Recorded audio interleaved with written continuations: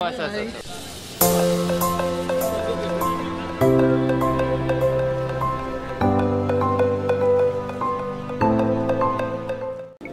শিক্ষা জাতীয়করণের লক্ষ্যে সদর উপজেলার সকল প্রতিষ্ঠানের মাধ্যমিক স্কুল, উচ্চ মাধ্যমিক, মাদ্রাসা, ইবতেদায়ী সকল শিক্ষকদের পক্ষ থেকে আমরা এখানে দাঁড়িয়েছি এবং আমাদের এখানে জেলা প্রশাসক মহোদয়ের সম্মেলন কক্ষে আমাদের কিছুক্ষণ পরেই তার সাথে স্মারকলিপি দেওয়ার প্রোগ্রাম রয়েছে।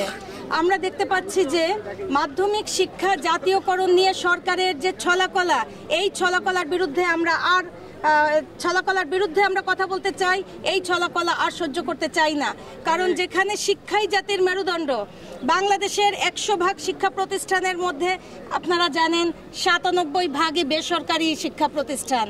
এই 97 ভাগ শিক্ষা প্রতিষ্ঠান আমরা এখনো পর্যন্ত জীবিত রেখেছি, আমরা এখনো পর্যন্ত সোনার সন্তান সেখানে তৈরি করছি, শিক্ষা দিচ্ছি, কিন্তু আমাদের পেটে ভাত নেই, আমাদের সংসারে পরিবারের সদস্যরা অসুস্থ থাকে। আপনারা জানেন NTRCA থেকে MA পাশ করা একজন শিক্ষক রংপুর থেকে বাগেরহাটে, বরিশাল থেকে নোয়াখালী এইভাবে শিক্ষক নিয়োগ দেওয়া হয়, তাদের বেতন মাত্র 12,500 টাকা। আপনারাই বলেন 12,500 টাকায় কি একটি পরিবার চলে? বেসরকারি মাধ্যমিক স্কুলকে জাতীয়করণ চাই। আমাদের দীর্ঘদিনের দাবি যে বেসরকারি মাধ্যমিক স্কুল, বাংলাদেশের 97% শিক্ষা প্রতিষ্ঠান শিক্ষা পরিচালিত হয় বেসরকারি মাধ্যমিক স্কুলে।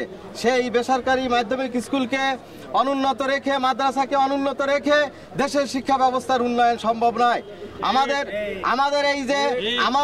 আমাদের ছাত্র জনতা যে এই দেশকে দ্বিতীয়বার স্বাধীন করেছে, তাদের দাবি হচ্ছে এই দেশের সকল স্তরকে বৈষম্য দূরীকরণ করতে হবে।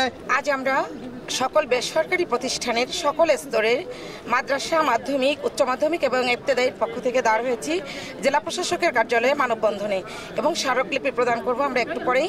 আমাদের একটাই দাবি, আমাদের সকল শিক্ষকের দীর্ঘদিনের যে দাবি চলে আসছে, আমাদের সকল দাবি থেকে বঞ্চিত করেছে এতদিন পূর্ববর্তী সরকার, অর্থাৎ আমাদের এখনকার দাবি যে আমরা আমাদের চাকরি জাতীয়করণ চাই। শিক্ষা নয়, আমাদের বেসরকারি শিক্ষকদের চাকরি জাতীয়করণ চাই, আমাদের পেটের ক্ষুধা নিবারণ চাই, আমরা শিক্ষাকে মজবুত করতে চাই।